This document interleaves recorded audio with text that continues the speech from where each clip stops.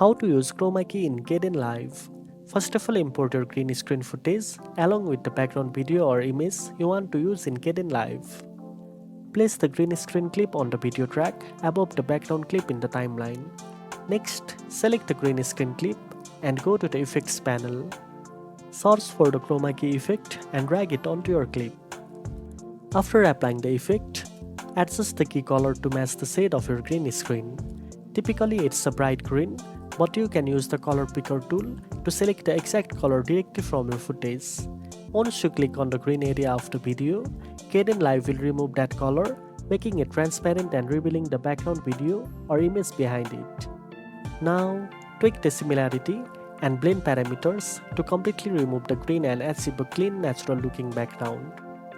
You can also refine the edges and adjust additional settings for a smoother and more professional result. Finally, preview your video to see how your subject appears against a new background. Make further adjustments as needed to get the best outcome. And that's it. Now you know how to use Chroma key in Kdenlive. If you found this video helpful, don't forget to like, share and subscribe for more editing tips. Thanks for watching and I'll see you in the next one.